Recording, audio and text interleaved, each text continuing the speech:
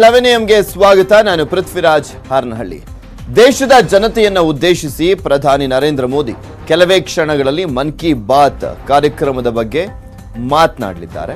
ಇದು 74ನೇ ಆವೃತ್ತಿಯ ಮನ್ ಕಿ ಬಾತ್ ಕಾರ್ಯಕ್ರಮವಾಗಿದೆ. ಪ್ರತಿ ತಿಂಗಳ ಎಂಡ್ಗೆ ಅಂದ್ರೆ ಕೊನೆಯ ಭಾನುವಾರ ಮನ್ ಕಿ ಬಾತ್ ಕಾರ್ಯಕ್ರಮವನ್ನು ಪ್ರಧಾನಮಂತ್ರಿ ನರೇಂದ್ರ ಮೋದಿ ನಡೆಸಿಕೊಡ್ತಿದ್ದಾರೆ. ಈ ಬಾರಿ ಹಲವು ವಿಚಾರಗಳ ಕುರಿತು ಪ್ರಧಾನಿ ಮೋದಿ ಬೆಳಕನ್ನ ಚೆಲ್ಲಲಿದ್ದಾರೆ.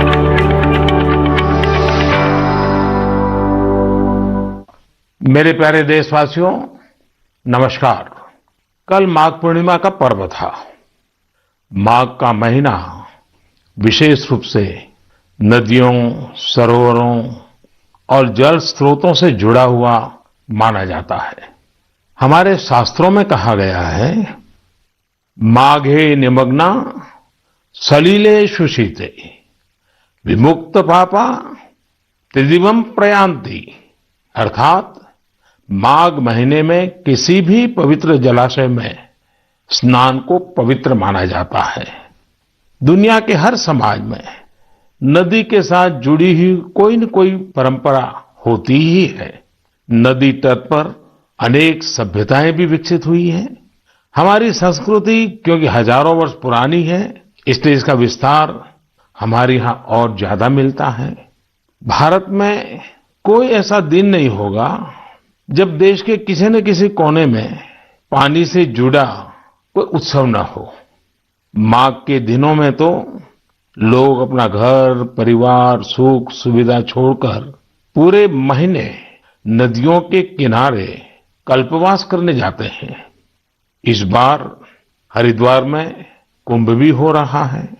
जल हमारे लिए जीवन भी है, आस्था भी है और विकास की धारा भी है। पानी एक तरह से पारस से भी ज्यादा महत्वपूर्ण है। कहा जाता है, पारस के स्पर्श से लोहा सोने में परिवर्तित हो जाता है।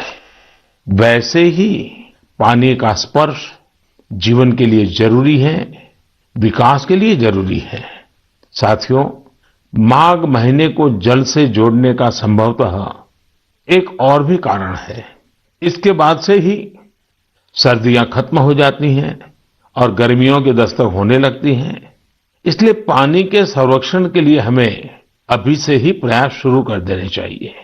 कुछ दिनों बाद मार्च महीने में ही 22 तारीख को वर्ल्ड वाटर डे भी है। मुझे यूपी की आराध्या जी ने लिखा है कि दुनिया में करोड़ों लोग अपने जीवन का बहुत बड़ा हिस्सा पानी की कमी को पूरा करने में ही लगा देते हैं।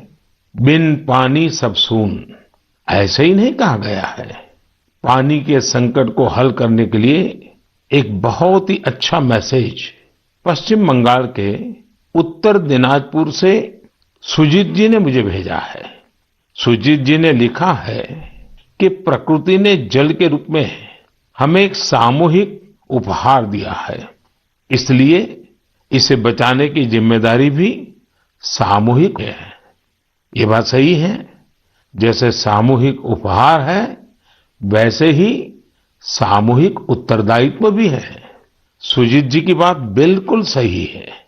नदी, तालाब, झील, वर्षा या जमीन का पानी, ये सब हर किसी के लिए है।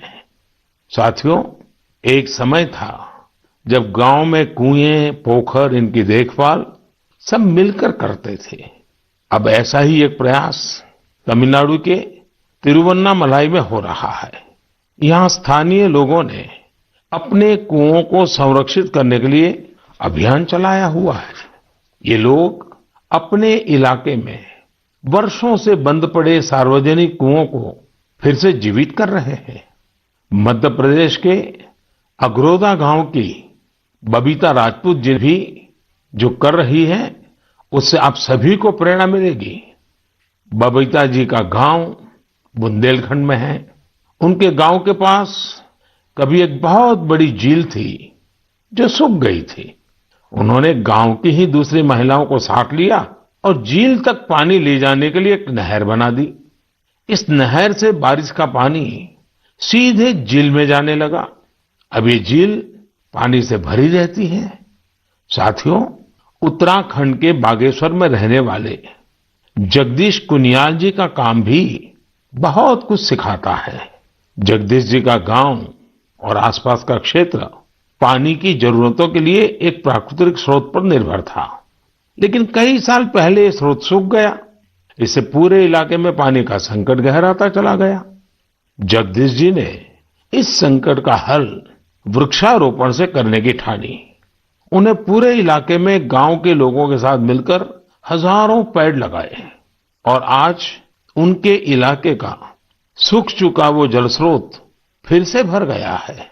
साथियों, पानी को लेकर हमें इसी तरह अपनी सामूहिक जिम्मेदारियों को समझना होगा। भारत के ज्यादातर हिस्सों में मई जून में बारिश शुरू होती है।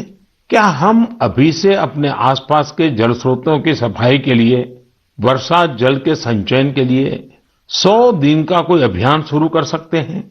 इसी सोच के साथ अब से कुछ दिन बाद जल शक्ति मंत्रालय द्वारा भी जल शक्ति अभियान